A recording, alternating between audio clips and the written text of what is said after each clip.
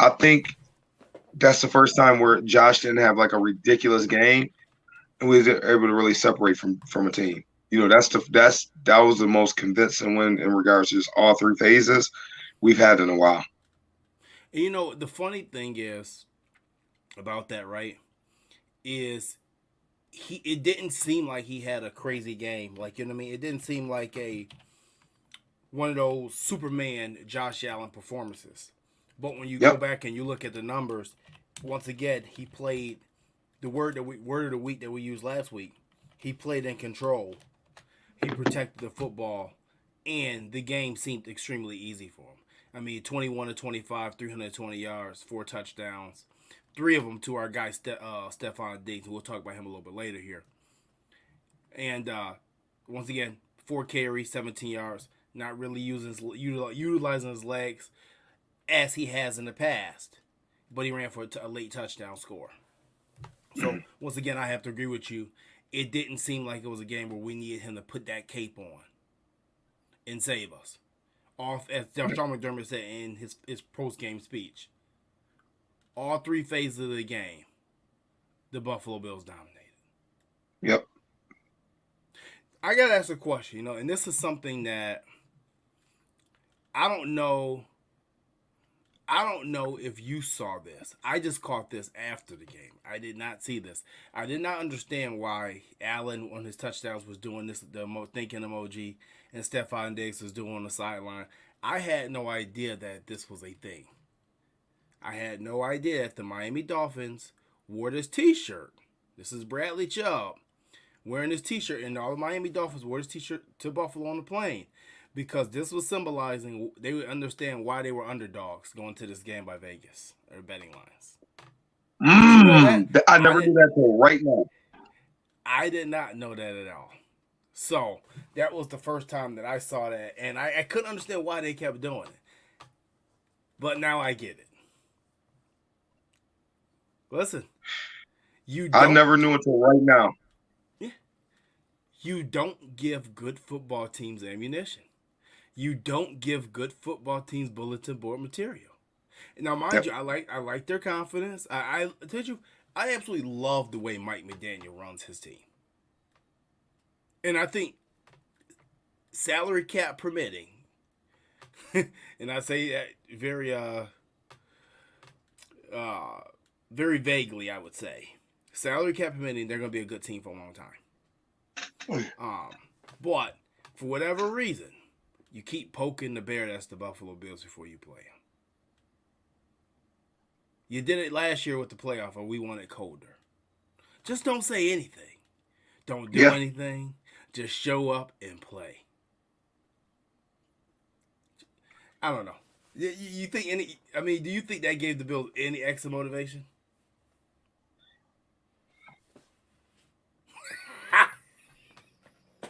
No comment. Yeah. Of Point pro- course, you know it did. point proven. Point proven. But no, man. I want to talk about our quarterback, our chief of staff, Josh Allen, before we go too far ahead. Like I said before, already mentioned it. 21 to 25, 320 yards, 5 total touchdowns, 4 passing, 1 rushing. What you see from our guy 17 this week versus Miami, and I would say his continued dominance of the Miami Dolphins. What did you see here? Very efficient. I love the way he led the team. You could tell it almost hurt him to check the ball down sometimes. That dude does not want to check that ball down, JT. It looked painful. He like, let me just check this down. You know what? We're just looking at it. It looks painful, but man, he's playing really good, efficient football. He's being smart. I'm very very excited. What I see out of him. If he continues this play up, man, and just protect that football, I mean, we could be a real dangerous football team. No, and I agree. Like I said, I think it gets to the point where we've said it before. And honestly, before I go to, let's give credit to Ken Dorsey and another fantastic game that he called, keeping the Miami Dolphins completely um, off their feet on that defense. And let's also give credit to Brandon Bean for really, really doing a good job with that running back room. And I don't, like I said, I don't know who the hell got Josh Allen to to play boring, as I like to call it, boring football. But I've said it before. If he plays, quote unquote, boring football, he's gonna win a lot of games. And he's already won Absolutely. games, but it's gonna end up leading him to win championships. I just want to give you this stat versus just Miami specifically, okay? In 11, this is not including the playoff game, okay? In 11 games versus the Dolphins, Josh Allen is, since his rookie year, is 9-2. He has 3,000 yards passing, 31 touchdowns, 5 interceptions. He has another 571 yards rushing against them with another 5 rushing TDs. It's something about Miami that he just loves. I mean, and mind you, also 65% complete of his passes, okay? Yeah. It's just something about Miami that makes Josh Allen feel extremely comfortable. What do you think it is with the Dolphins? Why is he so comfortable in Miami? Because it seems like when you have great quarterbacks, everybody has that one team that they're really Yep. comfortable against, and then they also have that one team that they're not so comfortable against, and that seems like that's becoming the New York Jets for whatever reason. Sometimes teams are just a bad matchup, and that's just that simple. Like sometimes a team just isn't a good, like Josh Allen just has their number. You know what I mean? They just don't match up well with Josh. You know what I mean? I think it's just one of those situations. In the Jets, I think Robert Saleh, they're a difficult matchup for us. They always gonna give us a good game. They're a very physical team, well coached. Not that Miami isn't, but they're more of a basketball and grass type of team, right? Um, where the Jets gonna get down and dirty with you. They're gonna get right with you. Um, Salah's a great defensive mind, man. That dude's a great defensive mind. I got an idea about that as well. Mm. But he, but yeah, it's just he's been firing all cylinders against Miami, man, for real. Yeah, I mean, it's almost like, man, this like outside of the week was a week 3 game last year that was what we would call the heat wave. Yep. He, Oh, he's that yeah, when it was he's been baking out there. completely dominant. I mean, I don't even think we thought Jim Kelly dominated Miami. This is a whole different level of tuna fishing, if you want to call it. It's a Absolutely. whole different ball game. But no, I thought overall he played well. Like I said, got rid of football, limited the hits. Once again, spreading the football around. Let me see here how many receivers that he did he hit in this particular game. 6 was it? 9. Nope, 7. I'm no 8. Sorry, 8. Okay. 8. That's 8 a different little. receivers this game. It's just once again utilizing everything that you have, utilizing all your weapons, utilize all your players, and I think if he continues to play this brand of football, we will be talking about the Buffalo Bills in Las Vegas possibly February 11th. And like I said, I'm not trying to get too far ahead of myself. I'm not predicting the Super Bowl win. I'm not predicting the Super Bowl berth. But what I am saying is, if this brand of football right here, this is winning football. Mhm. It is, And and we play this brand of football will be very difficult to beat. especially with that front four on that defense. We might well call it a front 8 because all 8 people coming at you, you know. So that's the thing, like about it, I love to see it. I love to see him keeping himself out of harm's way. I love to see him protecting the football. Let your defense put you in some good situations. Let your playmakers make plays. You don't have to do everything, and that brings us to our second star of the game, Stefon Diggs. That dude showed out JT. I gotta say it just like that. The man showed out. Um, he showed how special he is, man. Um, he's really, really different. Um, I'm excited about what I'm seeing from him. Because that dude is he's getting to it, man. He's tough. He's smart. He got more speed than what people give him as well. Give him credit for as well. So with him being able to dominate like that, man, what I'm looking for is somebody else has to step up to have a big game because what he's going to start seeing is a ton of just double coverage. Mm-hmm. So somebody else is going to have a big game as that number 2 threat. No matter who it is, they're going to have to step up and do something because what I don't want to see is we hit that wall again, right? Where, we did in the second half of the season because teams started to key in on them. Nobody else stepped up. Somebody else is going to have to step up and really, really, really help that man out because that dude is playing out of his mind right now. He is balling. Just saying, trade deadline is going to be here sooner than later. The guy in Denver named Jerry Jeudy may become available again. You think so? If they keep losing, it's possible. If they keep losing, we'll see what happens. They snuck out one with Chicago this week. So if he on the last year before, he got one more after this. I think he may be on the last year. So, like I said, it could not be a guy that you could possibly make a move for. But no, Stefon just being Stefon. Mm-hmm. Stefon is being Stefon. And this is nothing new. I believe that I read a stat that since 2000, he's like the third receiver to have like three touchdown games. He has the most 3 touchdown games in Buffalo Bills history already. This guy is must-see TV. How many is that so far he got as a Bill? I think that's 3 or 4. You see 3 or 4. Okay. So this guy's must-see TV, man. This ain't. It's not even at this point. It's not even surprising when we see this. It just goes to show how lucky we are to have him. And obviously, the offseason things, the offseason stuff happened. It was all a little worrisome, I think that him and Josh are locked in, and maybe sometimes they need to break that foundation down a little bit for these guys to come together. One of the things I did see, right, and you mentioned this before, about Stefon Diggs just wanting Josh to possibly be more of a leader, be more vocal, wanting some of these other guys to be more dogs like him. If you guys actually go to BuffaloBills.com and you check the post-game speech, I actually have never seen Josh Allen give a post-game speech and break the locker room down. This past week was the first time I saw that. You know what? I never thought about that, JT. I'm not saying it didn't happen. It hasn't happened before.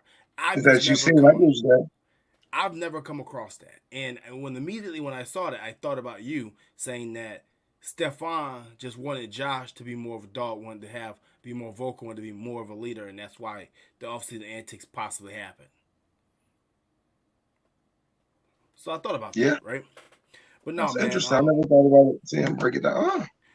Xavier Howard said something that's very interesting. Dolphins cornerback. He said he wanted to shadow Stefon Diggs all game, and he said that's what they pay him for, to be a top guy. And you know what? I actually thought about that, and I actually want you to say something. I give that guy extreme respect for wanting to cover him all game. That's what you should want from your top players, right? And the money he's making. Do you think that could have slowed Stefon Diggs down at all? No. I mean, because I hope maybe, but no, he was going to do what he was going to do, man. That tackling effort on that long one, man, they should be ashamed of themselves, man. Like, that was bad, JT. That was bad. 2 people got him wrapped up and missed it. Horrible. We'll touch base on some trade speculation a little later, for sure, definitely. But no, that brought me to my next question about Stefon Diggs, though. Think of this, right? We always hear about Justin Jefferson. We hear about the Jamar Chase. We hear about anybody who scores a touchdown and hits a gritty, pretty much, okay?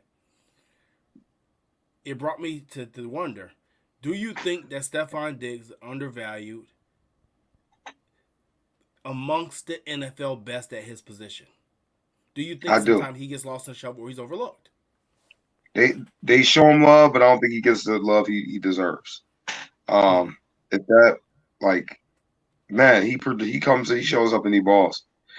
He got to be over 400 yards on the year, right? I'll check for you. I'll let you keep. Yeah, so when he comes in, man, that dude is on pace for like 1,500 yards or whatever the case may be. man, it's amazing what he's doing. He works hard. He's a great leader. Um, man, I don't understand why some of them they just don't give him that respect. Some people don't. A lot of people do. But man, Bills fans, embrace this. We have a top legitimate three quarterback, top legitimate three wide receiver on our same team. You know how long Bills fans been asking for something like that, and we have it. So don't take this moment for granted. As Bills fans, really, be excited about it, and we have a chance, man. We have a chance. So when I thought about this topic, right, I said, is he undervalued? And I said, absolutely. 110% he's undervalued. Like, we always hear about Justin Jefferson, and when you hear about that going back to that trade, they always say about how the Vikings traded the first round pick, traded Stefon Diggs get Justin Jefferson. Now, honestly, that was probably one of the most even trades you'll see in any sport ever. Well, Both teams. the only they're gonna pay him, but if he doesn't happen to stay there past 5 years, the Bills win that trade. Yeah, I think he will. I think he's gonna be there past 5 years I because believe he he's will, about to but I get. had to say that. If he for Yeah, some reason doesn't sign back with him, yeah. that's now he's saying the Bills definitely won that It, trade. definitely, it becomes a win for Buffalo. I 100% agree with that, right? But don't worry, Justin Jefferson, he's about to get this astronomical contract. Uh, Yeah, yeah, probably about 33, $34 million a year. They won't be able to sign much else after that. He'll be getting paid. They won't have much around him, but he'll be getting paid. While Stefon Diggs be in Buffalo compete for Super Bowl rings. So with that being said, yeah, I think he's completely underrated. I don't think that. So I'll say this: when the world talks about Stefon Diggs, they don't seem to separate him from Josh Allen. They never really seem to talk about just him. yeah. Where when you hear about Jamar Chase and Joe Burrow, they separate Jamar Chase from Joe Burrow. When you hear they talk about Devontae Adams, doesn't we don't know who the hell throwing the ball in Las Vegas, but they separate them, right? When they talk about Stefon Diggs, it's always interlocked with Josh Allen, and I think that's the part that could be frustrating, and that's the part where he doesn't get his respect that he deserves. I'd say he's one of your top three receivers in the NFL. And I know we questioned this. Was it last year? I don't know if it was last year we questioned to say, hey, where's he land in the hierarchy? I think his top three, and it could be top two. I think that if you ask me who the top three are, I'll tell you that in no specific order. It's Devontae Adams, Stefon Diggs, and Justin Jefferson. Yeah, And I wouldn't put another damn receiver above Stefon Diggs on that list. yeah, oh, yeah. I mean, when you talk that, I mean, yeah, I can't disagree with you at all, JT. Um, I mean, Jamar Chase, especially right now. I mean, it's not his fault. The quarterback is struggling, but uh, can't put him up there with those three right now. No, you can't. You can't. One And second. also And look at the JT, as you receivers he. talking, not to be rude and let our viewers know, my daughter called me, make sure she's set with her iPad. So I'm still listening. I'm just right here. So as you talking, I'm sorry. She just Yeah, called me twice. do But no, what you I'm gotta with do. you. Yeah. No. So the thing is, when it comes to Stephon, and even when you talk about Jamar Chase, you have to look at the receivers that Jamar Chase has around them. And this is why I don't understand why people put him above him on their list. I mean, I know it's cool for young cats to see him in the gritty and things as such, and he's more of a showboat than Stephon Diggs. But when you have a T. Higgins, when you have a Tyler Boyd, when you have a Joe Mixon in the backfield, and mind you, the Bills are not that far off with the backfield, not with the additions of Latavius Murray, Damian Harris, and the electric James Cook taking over that starting role. But overall, he just doesn't get the respect he deserves. And one thing I can say is I don't know how these guys work out in the offseason, but I can't say that there's too many guys at his position that outwork Stefon Diggs when the lights are not on, when the cameras are not on him. when he's not in a jersey, when he's not in a helmet. There's not too many receivers in the NFL that outwork Stefon Diggs. If you ever watch any of his workouts for the offseason, it's a grind. Yep. It's a grind. So Yeah, he puts like, it in, and that's why he's eating. He's enjoying the fruits of his labor right now. The dude puts in work, and he's enjoying the fruits of his labor. Period. let me ask a question to you. How long do you think he could play at this level, elite level? I think what's going to happen is when he gets a little older, he's going to be turned into an elite slot. Okay. So I think he'll be able to play this for a long, long time because he doesn't rely on speed. You know, like a lot of these guys rely on just straight speed. A Mike Wallace, so to say, right? Okay. When he slowed down a step, he's not as dynamic, right? But if he's a crafty route runner, right? His game should age really, really well, really, really well. Man, dude gonna be in Buffalo for a while, you know, burning the injuries. You know, and as you said, the elite slot thing, it's funny because you've seen Ken Dorsey do something that Brian Dable never did. Move him around to find him better matchups. Yep. You brought to my attention that Diggs lined up in the backfield. Was it week 2 or week 1 you saw him line up in the backfield? Week 2. Week 2, right? I understand. Yep. And then I instantly saw him line up in the backfield this week as well. He did versus Miami as well this week. So it's hard to line that up. It's hard to scheme that up. Yeah. So shout out to Ken Dorsey for moving that guy around to get a better match and not just leaving him on the boundary for like the entire season. But moving on. I want to talk about Sean McDermott and his defense coming to play once again. This just so happened he met Mike McDaniels and Dolphins, who, aforementioned, put up probably the highest points that we scored in the NFL in the game this season, probably for the next couple of years. 70 points on Denver Broncos last week. After that first half, this offense was able to get nothing. And I want to talk about what Sean McDermott did. And actually, I want to give him his roses a little bit. Like I said, I've been saying since the offseason, for him to take over play calling duties and say, I'm going to handle this. I got this. My defense, I'm going to run it. I'm going to leave it in my hands. Said it last week from the Commander game. It's paying off having him do this. Masterful effort against probably the best offense in the NFL. The most dynamic offense in the NFL. And absolutely 110% the fastest offense in the NFL by far. And it ain't even close. Yeah. And he held them to 20 points. You know what? I think he got a new joy. Because as a head coach, you kind of overseeing everything and you're not really hands-on coaching as much because you got your defensive coordinator, your offensive coordinator, got your special teams coordinator, you got your assistants, right? They're the ones digging in, really doing the coaching. You kind of overseeing, making sure everything's running smooth, right? So when you get back to putting your hands in and coaching, which he obviously loves to do, man, I guarantee that brings the joy to him, and the team can feel it. And I think we getting the results of that right now. Absolutely. I think that overall, we said it in the previous weeks. It's a little bit different having your head coach, overseeing you on that side of the ball because it makes you that a little bit more accountable. Because 100%. Now he has you in his hands. He's molding you to what he wants you to be. He's asking you to do what he needs you to do.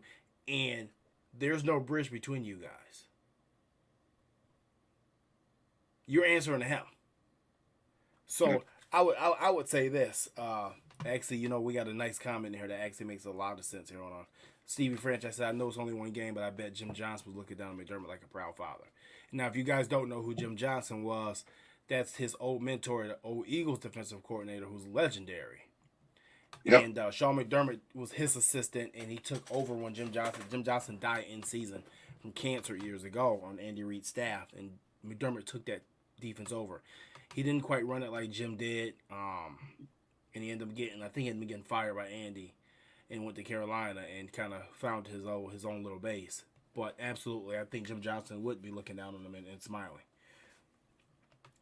You know what's funny is he was able to stop this Miami offense. Once again, another week, didn't really blitz much. But what he did do, and I told you this on the phone, right? In the second half, he punched them in the mouth at the line of scrimmage and threw their timing off. And I was talking to you, and I said this reminded me of when Chan Gailey had the Bills. They was either 3-0 or 4-0, and they played the Jets when Rex Ryan was the head coach. And Rex pressed everybody at the line of scrimmage and realized that he threw off the timing from Ryan Fitzpatrick to David Nelson, Ryan Fitzpatrick to Donald Jones, Ryan Fitzpatrick to Stevie Johnson. They realized that everything was on timing routes. Yep. And when you threw off the timing, it messed up the entire play calling. That's what he did in the second half. He made Tua double clutch. He made Tua wait. And when he either made Tua wait or double clutch, either the pass rush got to him. Shout out to that defensive line, that front four again, on their job, on Tua's ass. They've been on everybody's ass all season so far. Okay? They did their job. But he also forced Tua into mistakes. Now, I don't know how a lot of people feel about Tua. I know a lot of people comment on him and say that he ain't that great. First of all, Tua's going to be an MVP candidate this season. Yeah. Okay? Yeah, 100%. 100%. That's a great quarterback on the other side of that field. They don't give him enough credit, man. Tua can ball. JT. Yeah. That's a great play caller on the other side of that field. It's just that on this particular day, Sean McDermott was here and the rest of them was right here. That's what happened. It ain't a Tua thing. It was a Sean McDermott thing this week. Yep. And utilizing his players. So it's going to be interesting to see what we do the rest of the season. But I think this is finally what he was looking for those years when we went through all those defensive linemen trying to get that platoon rolling. This is a defense he wanted to run. A defense that was predicated on pressure from the front four, where it allowed his playmakers back in his back seven to just make plays. And that's what's happening. And like I said before, we said last week, this is not Leslie Frazier's bend but don't break defense no more. They coming to get you. They coming after you. I love it, especially, man, and then also take into account Brandon Beane and McDermott is attached to the hip, right? Mm-hmm. So when they bring some of these players in, they know what they want these players to do. So if you bring them in, you know what you want them to do as a head coach, and then you're coaching that defense, right? So it's like you going to get the groceries and you cooking the dinner. They're going to get the groceries. Well, he's really not cooking the dinner. He's kind of looking over the person's shoulder as cooking it. Like, well, yeah, put a little bit of salt there, put a little bit there. It's just not the same as if you got your own hands in it, if that makes sense. And I think that's what's happening now. And them guys are getting after it. And Oliver, I told you, JT. Yeah. I told you we was going to be happy about it. I was not mad about that contract extension. I felt he would earn it. And that right now he is doing. He's earned it. I 110% agree with that.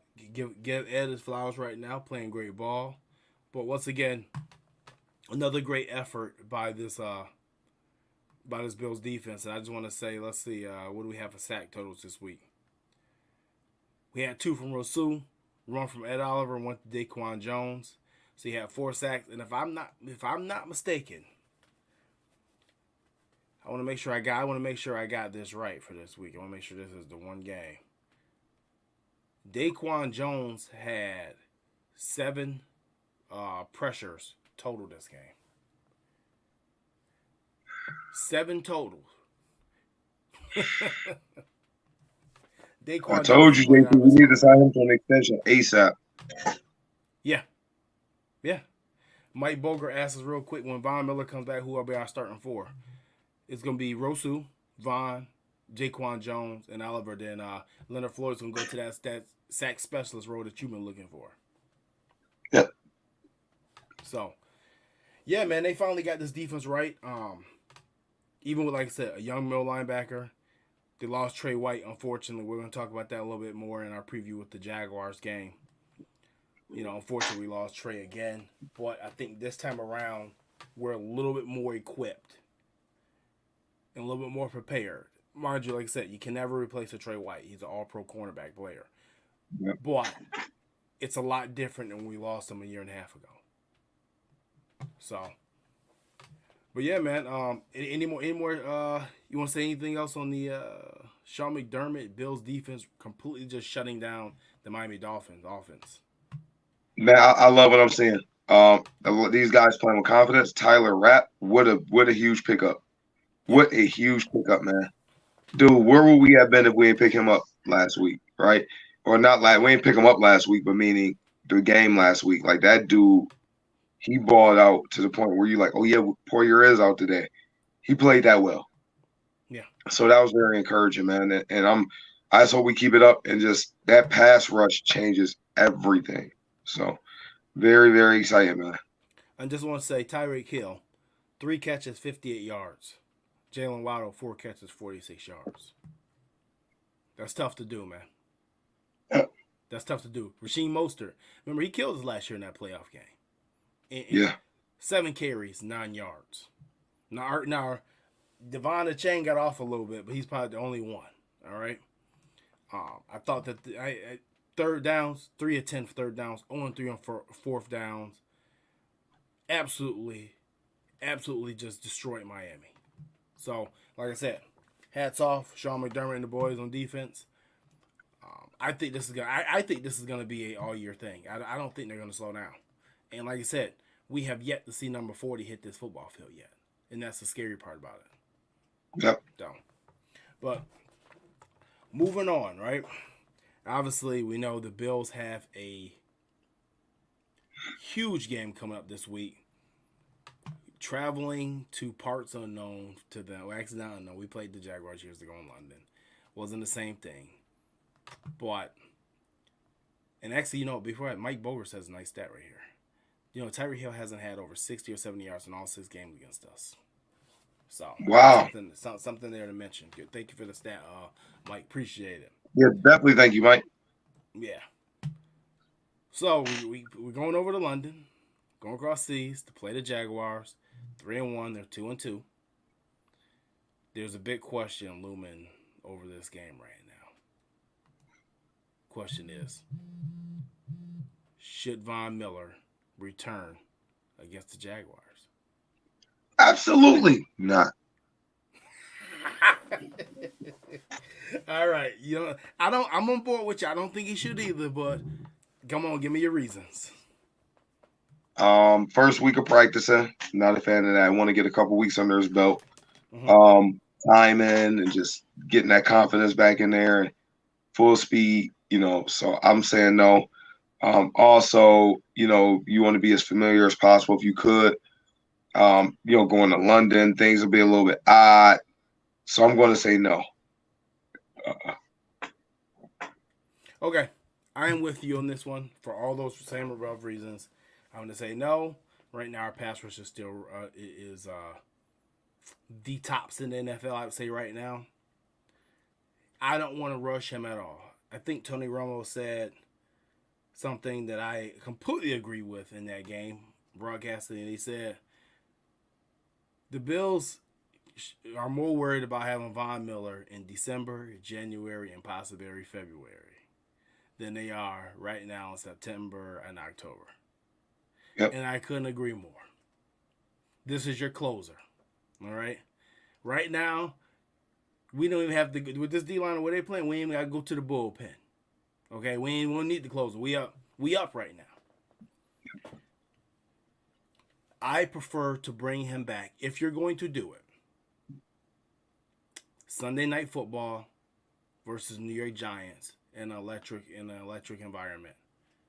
That's going to have, he just got back. What week is that, JT? We go Jacksonville. That's not this Sunday, but the following Sunday. So we got Jacksonville and then New York. Yeah. So you'll have pretty much 2 weeks of practice under your belt at that point in time. Yep. That's the game I'd bring him back on a pitch count. No way, shape, or form would I bring him back in the Jaguars game. And I know on his Voncast, he said that, if he was a betting man, he would bet on Von Miller playing this game. I know he's itching. To get back in there, and I love to see it. But long-term play, 34 years old, coming off a torn ACL, take your time. Yep. We need you for that, but we need you more or less for that back 8 in the playoffs. Do we need you for this front 6?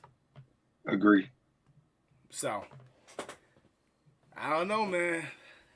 I don't know. I know a lot of people want to see him out there, but I'm going to say no on this one. I'm going to say no. So, do we both agree with that? My next question leading into this game. Who is the bigger issue possibly for the Bills defense? Is it Evan Ingram, Travis Etienne, or Calvin Ridley? I'm going to have to go Etienne. Okay. No. Reason being because he does so many different things, right? Mm-hmm. So not only can you hand him the ball, you can throw him the ball. He can block. He can run in between the tackles. He can run outside the tackles. I think he's the problem. Ridley is Ridley. He's a special talent. I just don't see Ingram just being a huge issue for us. But that Etienne thing, I think that could be, that could be a situation. And we just look at the back that Miami had that had some success on us. So we kind of look at that like, hold on. This dude could create some problems technically. All right. So I'm going to say this. All right? At first, I thought I was going Etienne. Then I thought about Calvin Ridley. And I'm looking, I'm like, you know what? It still feels to me that he's still finding his foot back in the football. Obviously he's missed almost a year and a half of football pretty much, right? I think it's Evan Ingram. And watching that Miami game last week, the only person who really seemed to do any type of damage to us was Durham Smythe. Because it's the only person we allowed to do any damage. I think that out of the Jaguars' entire offense, Evan Ingram to me has been the one that's been the most consistent player on their offense. That's fair. That's fair. Calvin Ridley had the first good game, and he's kind of disappeared these last 2. Travis Etienne is averaging 3.8 yards a carry. All right? And Christian Kirk he's a number 2 receiver. I think that the bigger issue is Evan Ingram because I think that he's the one that's more likely to get on a bad matchup. Now, personally, with that front 4, the way they're rushing, you could take all 3 of these guys out the game very easily, just like that. Yeah, you're right about that. Like I said, you get into the quarterback, Evan Ingram and Calvin Ridley are no longer issues. And the way Terrell Bernard and Matt Milano have been playing, the running game may not be an issue. Well, I'm going to go Evan Ingram on this one, but I would go a close second to Travis Etienne with you on that one as well. Let's see.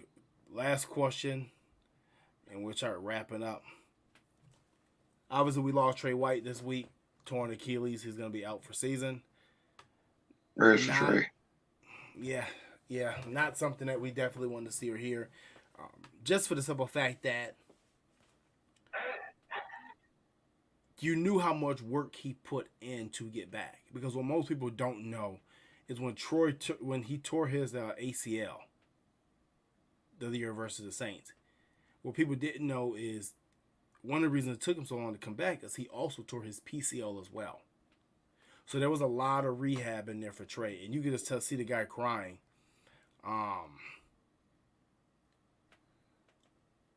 The only thing, obviously, you just knew how much work he put in. He put in a lot of work to try to get back. And it's unfortunate. And I would take this question from Major here. He said, obviously, Trey is the only person that knows what he's going to do, but in you guys' opinion, do y'all think he'll be coming back to play next season or he'll retire? I don't think he'll retire. I think he'll come back next year. I guess at what point? It's going to be an interesting question. Well, don't forget, torn Achilles is serious, but they're not a death sentence like they used to be 10 years ago. Players have really bounced back strong from those. So I'm encouraged. Long as he approaches it with a positive mindset, attack rehab, I think he'll come back fine. Well, I know one thing I didn't research, and maybe if somebody knows this in the chat, please put it in there. Was it the same leg as the original injury? That's a good question. I'm not sure.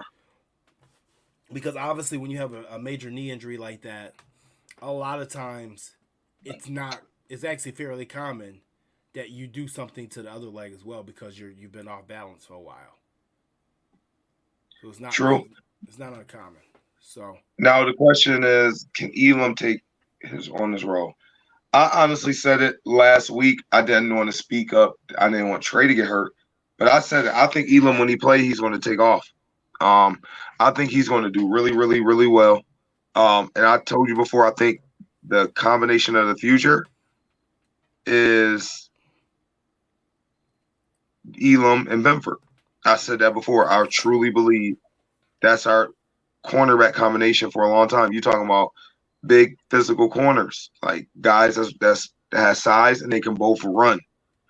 Not that Trey can't. Trey can run, obviously, but you're talking about big physical corners who can run and can mix it up a little bit. I really think that's the future. I really do. Not that Trey is out, but I think what I'm answering is, the question is, can Elam take on the role? Absolutely. And I think he's gonna shock a lot of people. So I guess it's a two-part question for me. Are the Bills gonna give him that chance to take on the role? This is a guy you've been leaving active, and obviously you have a very solid player in Dane Jackson. One good thing about him being inactive, that dude is gonna be fresh. You have fresh legs. Yeah. He's gonna be fresh. Do you think the Bills are gonna give him an opportunity? Because my only worry is that they're gonna put Dane out there and Elam's not gonna get a chance. Well, the problem is this. Well, I don't think they're gonna have a choice, because if Dane Jackson's the shoulder injury he dinged up his shoulder. If that prevents him from missing any time. I didn't see him bang. I'm sure he did. Yeah, he went out. Remember, he went in. That's how Dane came in the game originally. Oh, Benford, right? Yeah, Benford hurt his shoulder. Okay. He came out, and that's when Dane Jackson came in. Yeah. I mean, like I said, Elam's a professional. This is his opportunity. I said a couple weeks ago, this gave me Leotis McKelvin vibes. A lot of Leotis McKelvin vibes this gave me. Not giving his opportunity, and he finally gets it. He's going to take it and run with it.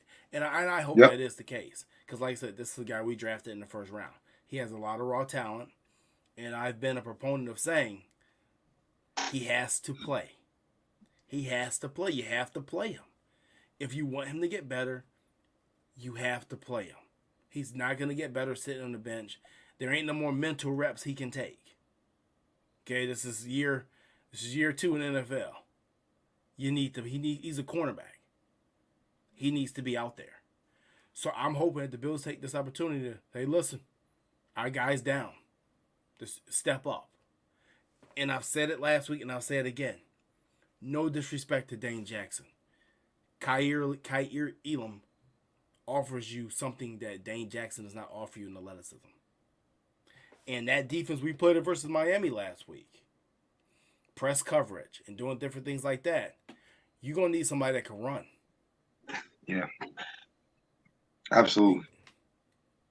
It is what it is. So I don't know if he can take on this role. I mean, I don't think anybody can if he takes on Trey White's role. But this time around is different. We didn't have a 6th-round pick who's turned into a phenom of Christian Benford sitting on the bench. Yeah. We didn't have a 1st-round pick sitting on the bench when Trey went down last time. We were searching for answers. We know what our answer is. We just got to make sure that's going to be what it's going to be. And then if that doesn't work, you still have time at the NFL trade deadline to go get you a veteran. I know somebody asked about a Patrick Peterson or something like that. Well, I just don't see it. I don't see it. I think you stay in house, but you got 3 guys that can play. I just don't think, and that's why the foolish people who are out there talking about trade Elam, This is why you don't trade good players just because. This isn't John Madden football. This isn't fantasy football. This is real life. People can get injured. You don't just trade away good players, man. So think about this. If you were to follow these Folio ideas and trade them week 2, you'll be sitting here looking stupid right now.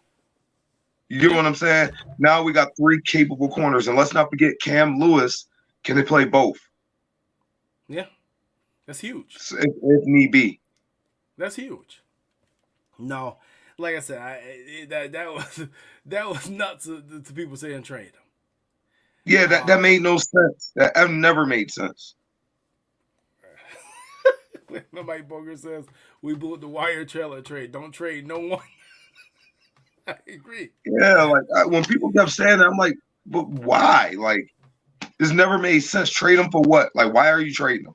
You give away good players? Like, come on, man. This ain't Madden where these dudes don't get tired. They play all day and never hardly get to turn the injuries off. Like, come on, man. We don't need them. Trade them. We did, give us a 5th round pick. We don't need them.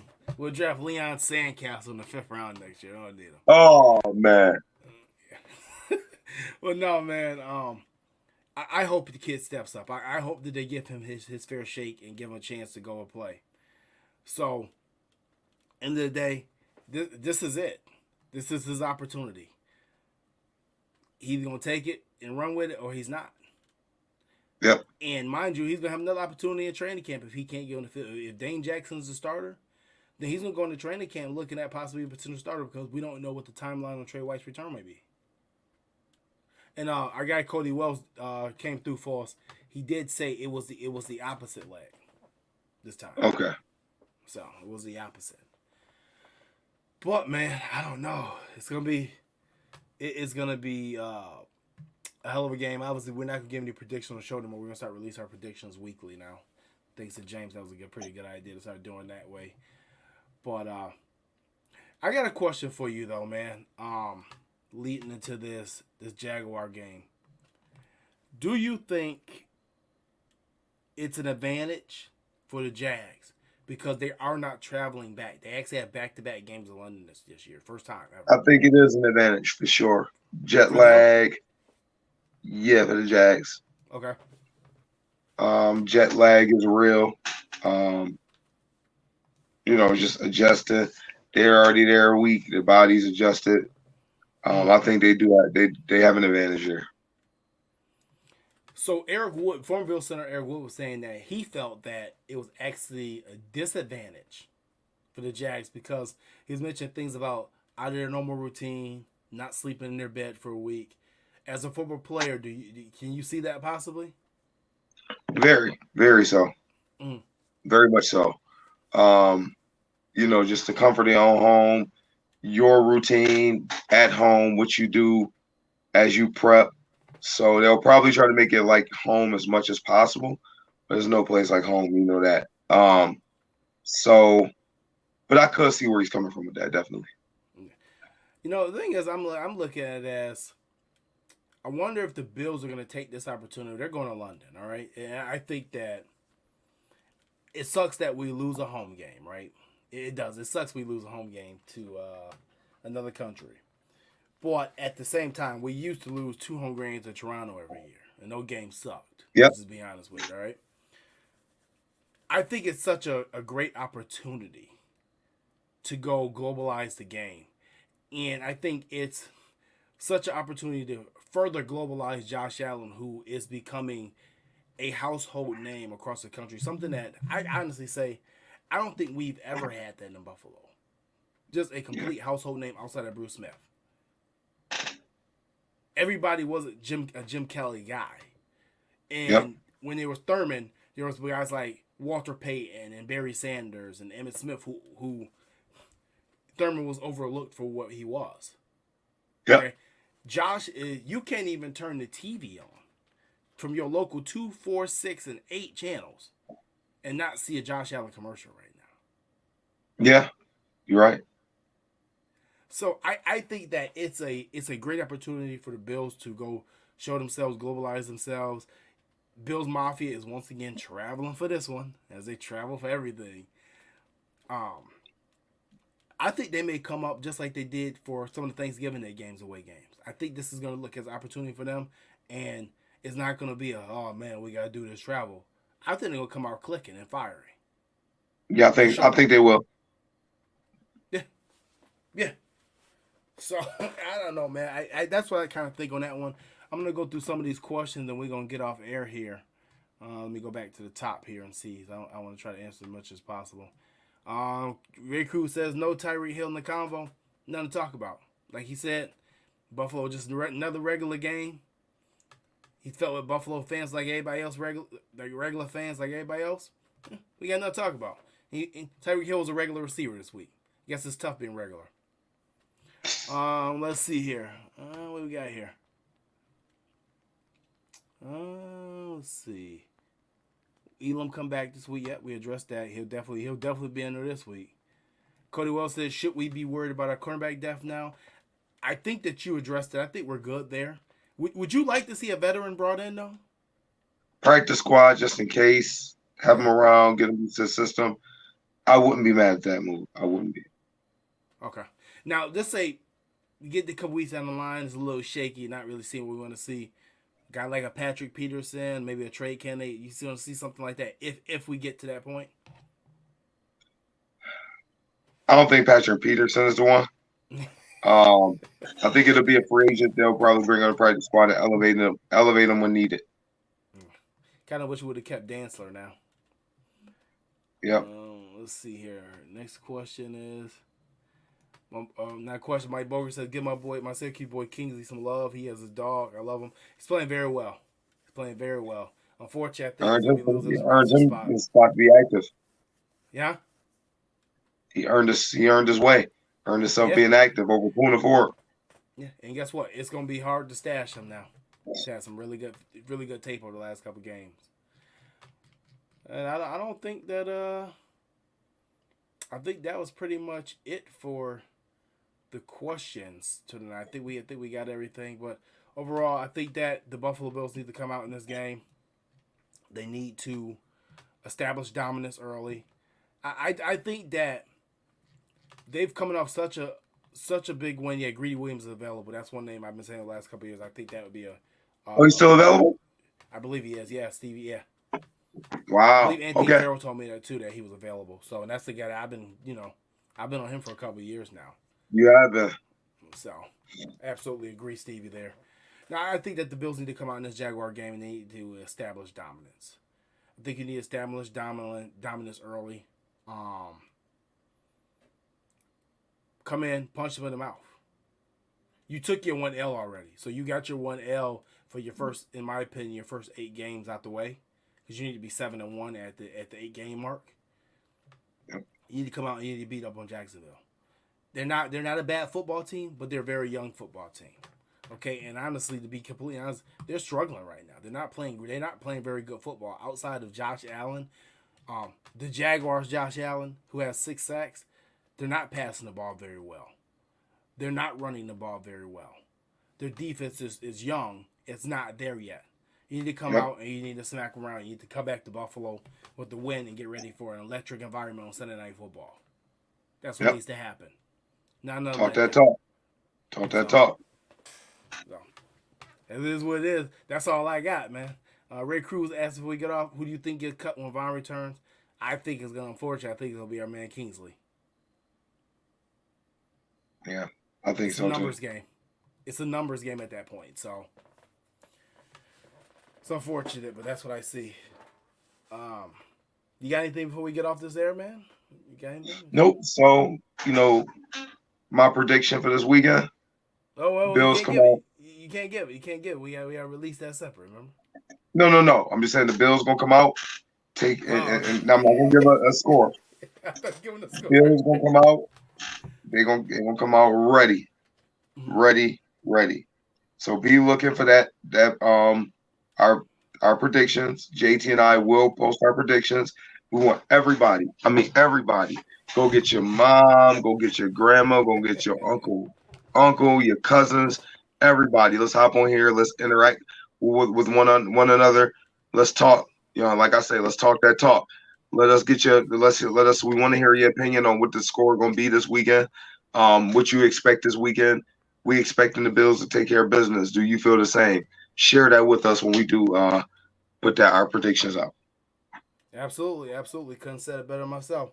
So yeah, we're gonna be doing a lot more. Like I said, we're gonna try to get a little bit more active on the Nothing Personal page and things like that. Get that thing built up, and I gotta stop being lazy and start putting this stuff on Spotify. But it's tough. Ray Cruz, we'll try to. We did it on Sunday this week, but we'll do it a little earlier. I think we're gonna try to do it on what day is it? Tuesday. We'll try to do it on Fridays. We shoot for Fridays to do that prediction. Okay, Post. Friday's good. So Friday's good. Jason Towers said another great show. Thanks, man. Appreciate you tuning in as always. And yeah, and guys, just I'm gonna say it till I'm blue in the face. On Thursday, October 5th, my co-host here, James Mallory, is going into the Central Connecticut State Hall of Fame, Sports Hall of Fame. All right, it's a great honor. Luckily, I live about 10 minutes away from there, so I'll be able to be there with my guy. But like I said, once again, I'll say it, and I'm gonna say it next week again. Congratulations to Mallory. It's a hell of an honor. You know, it's immortality. Okay, it's immortality, and it goes to show how much work he put in, not even just work, but how successful he was. It's not too many people that can say they played football at the highest levels, and a damn sure a lot of people that can say they made it to any former Hall of Fame at the highest level. And honestly, you know what, too? I'm not going to forget. I did see it. Your little brother, Terrell Ford, went into the Kenmore West Hall of Fame as well. And you're in that Hall of Fame, too. So now you're in 2 Hall of Fames. Yes. My brother will be going in on the 20th. We excited about that. So, yeah, the month of the Hall of Fame, man. I'm humbled, man. It's just a blessing. I want to thank everybody for congratulating me. I'm gonna enjoy the moment. But man, it's awesome. It's awesome. That's it, man. Like I said, Mama Ford definitely happy right now, jumping for joy. You know, and not 1 but 2, double up. Absolutely. But congratulations, James, once again. And we'll take some pictures. I get some pictures, and we'll post some on the next show and on the page and things of that such. But who knows, y'all? We might pop up live from the Hall of Fame and just hold it down for another person, just Buffalo. You know, we might pop up on live. So don't sleep on it. Be on it, y'all. It's possible, but they on that ticket it said open bar, so I don't know. I don't know. I'm just saying it said open bar on that ticket, so I don't know, man. We'll see. CCSU, baby. You know, Major. CCSU, baby. But yeah, no. But congratulations and another great show. Thank you guys for tuning in. We'll be back next week, next Tuesday again. And once again, let's keep this thing rolling. There's 3 wins in a row. Let's go for 4. And catch you guys next week. Peace. Slurring on liar. That's funny.